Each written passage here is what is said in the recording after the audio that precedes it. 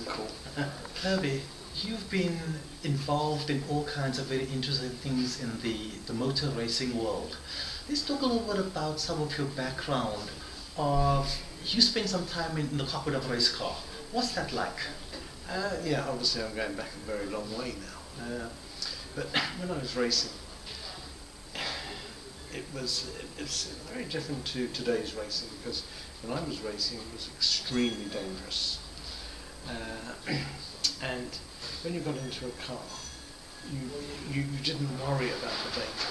And it's funny, as you get older you start to worry about these things. But when I was in my youth, you had no fear of failure. You didn't have any fear of hurting yourself.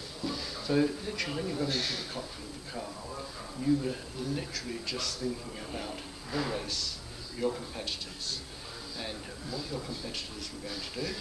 So how did you sort of cope with that element of fear? I know in the Air Force they hire young pilots to become fighter pilots because youth is fearless. But still, there is that reality. You see a crash, you see a wipeout, you have to feel something. No, not at all. Absolutely not at all. You see an accident, you can see a really nasty accident, but literally you see it from the corner of your eye, and you are racing. You are there for a purpose, and that purpose is obviously to try and win, and you do whatever it takes to win. But number one, you always stay calm. You cannot let yourself be carried away with seeing another accident, because that is, dare I say it, somebody else's problem. It's not your problem. Mm-hmm. So in maintaining that calmness, what is the thought process? Is it just that single determined, single focus? Totally. Absolutely. You, as I say, you are there, number one, for yourself. You are in this for one reason, and the reason is to be the winner. You're not there to be second, because all you are is the first loser. So you're there to win. And so it's you and you alone. Obviously before you get in the car, you've got the backup, you've got your team of You've got your planning and preparation. Exactly. And I've never been involved in long distance racing, but long distance racing is slightly different, because there you are thinking of a 24-hour race and you've got co-drivers, etc. But with a short race where it's just you on your own, it's totally different from a sports car race. Mm-hmm. So this is a race where, as I say, it's you, it's your car. Obviously you have to look after the car, because it's the same like in a boat. If you look after the boat looks after exactly. you. That's just, to the words out of my mouth. I was going to say that providing you treat the car fairly, the car will last, and then it's down to you. If you start to hit curbs, etc., and you start to damage the car, well, you're never going to be a world champion. Mm-hmm. You're never going to be the true winner. Now, you have helped create world champions. Yes. In the Formula One business. You ended up managing the British race team. Tell me about the transition from driver to manager. Okay, obviously managing a team is it's the same in the fact you are there to win, but of course this time you are the one who's responsible for the people. So it's not just being responsible for yourself when you're racing. When you're actually looking after a team, you have to gel that team together. You have to get them to come round to nearly your way of thinking. But the biggest thing is to make sure that you have the right people around you and the right mentality. And the right mentality has to be, you're there for one reason, to make this team, to make the driver a winning combination. So the drivers that you ended up backing to win the Formula One, did you choose the driver, or did the driver end up choosing the team? My one particular driver, Nelson Piquet from Brazil, he ended up, we won 2 world championships with Nelson. I spotted Nelson from a very early age. I spotted him in the junior thing. Well, in fact, before that I actually met him in Brazil. He was cleaning our car for us. Cleaning a car? Yeah. So he started at the very bottom? He started at the very bottom. And then he came over to Europe, and he was very successful in Formula 3. and then he in fact won the Formula 3 championship, and we decided to sign him. It was a risk, but he joined us when we had Nicky Lauda was our other driver at that particular time, who was already a twice world champion. And so we threw in this young Nelson Piquet. So Nelson we found, and Nicky, he found us because he was very disappointed with Ferrari after his accident, where he was very badly burned. The treatment he got, he didn't have the full support of the team, so he came to us, which we were a relatively small team. The Brabham team. Ferrari, yes, the Brabham team. We were.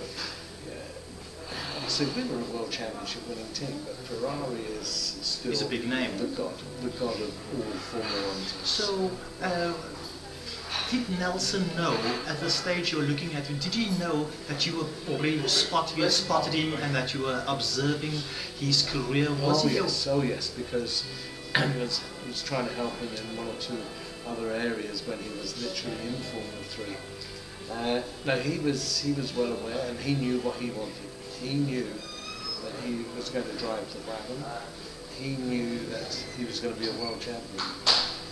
So, in grooming young talent, what are the criteria as a manager, as a team leader you were looking at? Okay, well, the first thing you look at is the speed. You have to have a driver that is going to be out and out quick enough. And then you have all the rough edges. And the rough edges can vary from the guy has no idea how to treat a sponsor, the guy has no idea how to communicate with the team. And so they're the sort of areas that you look at. And when you look at a driver and say, wow, he is quick, he has definitely got the speed. He's got the talent. Exactly. So now what we have to do is we now have to bring that talent up, make sometimes change his mentality, his thinking, kind of looking after the car, because you can have the quickest driver in the world, but if he doesn't know how to look after his car, if he doesn't understand what the tyres are doing, he will never be a world champion. So sometimes you will end up with a driver you have to teach him, or you have to lead him in a direction to start thinking, okay, now to win, I need this, I need that, and as a team leader, that's one of the things that you have to do. You have to push the driver, and not only the driver, as I say, it's the whole team. The whole team. Well. Now, when Nicky came over to you, when Nicky Lauda was racing for you, was there still that big a transition, that big a learning curve for everybody? No, not at all, because Nicky had already been world champion. And if anything, Nicky was going to lead some of us, because he came in with a slightly different way of working to what we were used to working. And Nicky is very much a guy. He is black and white, end of story. Yes, no. And I remember one time with Nicky, we were testing in Sweden, and we were testing tyres, and after the third set of test tyres, I would always insist on going back to our control tower tyre, just to see what was happening because of the temperature of the day. So, for example, you put on a tyre, you think, yeah, this is a lot better here, a lot better there. But the problem was that the temperature had come up in the tarmac and was giving a different feeling. And we were coming to the end of the day, and we'd just done our last test, and I said to Nicky, okay, now, Nicky, we have to put on the control tyre. And Nicky, no, I've got to leave. No, I insisted, you put that tyre on. And Nicky said, well, I can tell you I'm going to do a 30.4, so I said, I'm not worried, just put that tyre on. And I never used to show lap times, because if a driver sees a lap time, he sees it's quicker. Mentally, it's, oh yeah, this tyre's better. And so I would never show the lap times, and I would just get the comments. And Nicky went out and he did his 3-time laps. He was absolutely spot on to 100 of a second. Wow. And when he came in, he just went, huh, I told you. And he didn't even know the time. That's how good a driver Nicky was. Mm-hmm. Now, the other drivers, they wouldn't be so strong. You know, Nelson would come in and Nelson would say, well, the tyre's doing this, doing that, and it's a totally different approach. But with Nicky, no, we, as I say, if anything, we learned from Nicky. But Nicky was an incredible person because he had this accident where basically he died. He had the last rites.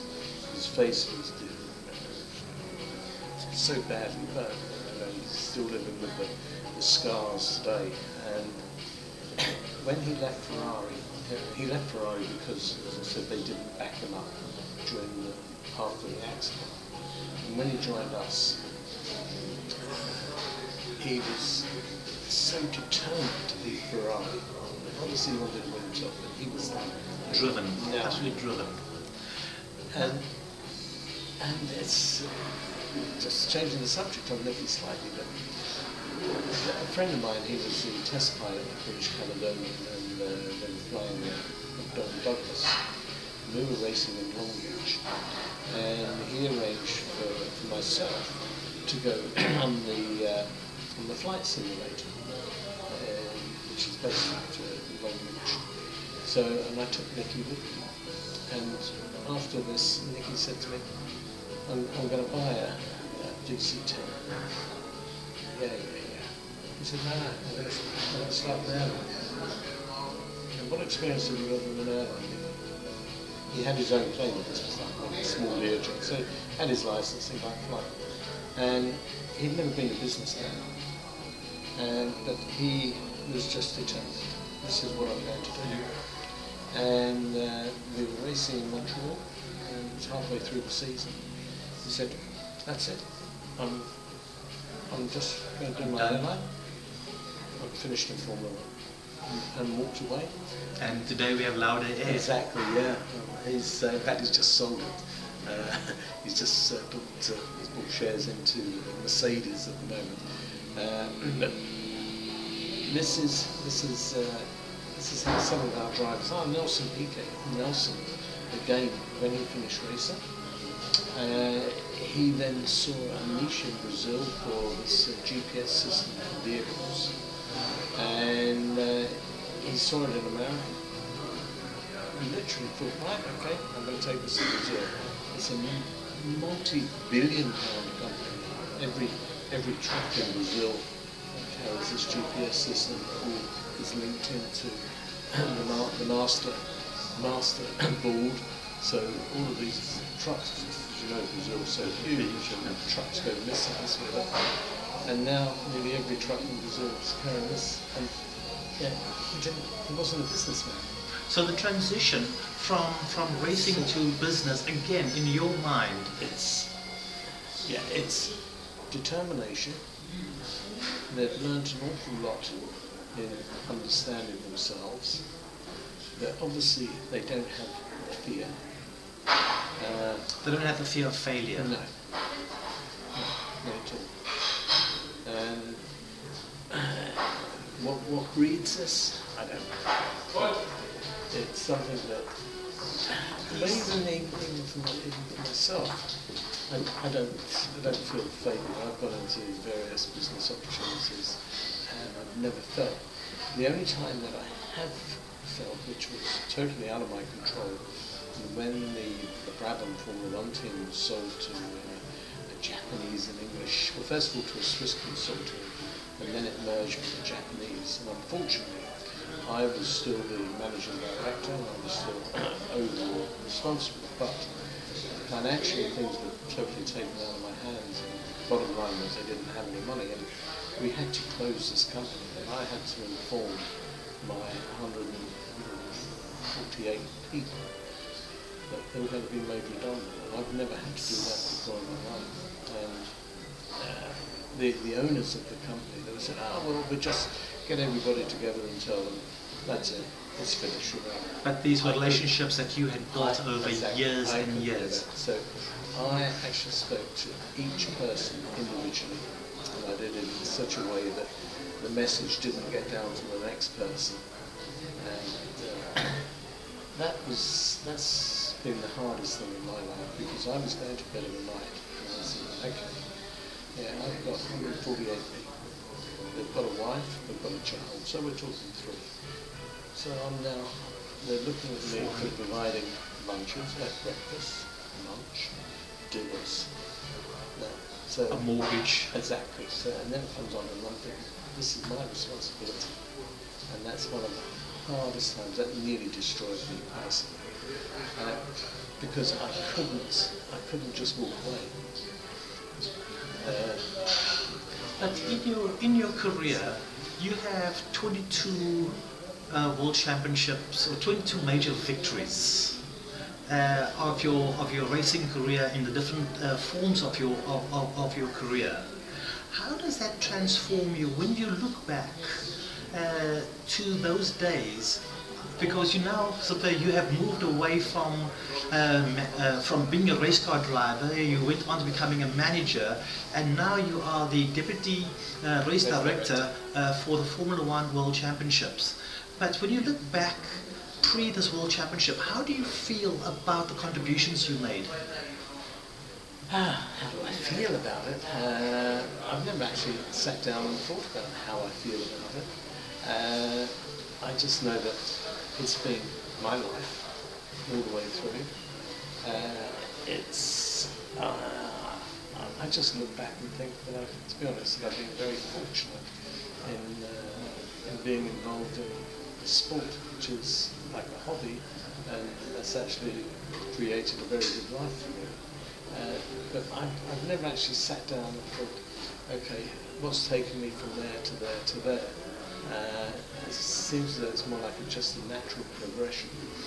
Now, in that progression, today as the deputy director, the number 2, basically, you're responsible for Formula One. You are the guy that really can make or break Formula One when it's actually happening. It's the stress. Yeah, the heart pounds, especially at the start of the race.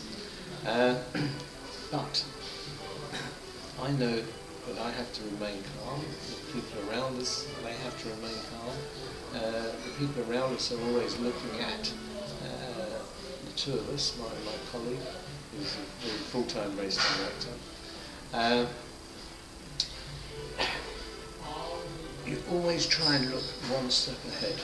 So, okay, there's an accident. Okay, so now what is the next thing that's going to happen? Basically, we're going to have marshals running on the track. Is it going to be a dangerous situation? Okay, if it is, well then we have to cover that situation. We'll put a safety car out. So, always trying to think one step ahead before it happens. Anticipation. Yeah. So again, if we take some of the key lessons out of the motor racing, as we take some of the key lessons out of professional yacht racing, some of the stuff I experienced, single-minded determination would be exactly the same. Right on the top of the list. Exactly the same. Which is then comes along to that vision, to that focus of what is it that has to be accomplished, and then anticipate the changes, anticipate the risks, and manage the risks appropriately as they transpire. Exactly. Very much it is risk assessment. But it's risk assessment that you have to make a decision in a second. Split seconds. Thank you. Same as your profession. Exactly the same. So Herbie, thanks so much for sharing some of these insights, and I now look forward to coming and watching you run a Formula One operation, a Formula One team, or rather Formula One race. I appreciate this. Okay.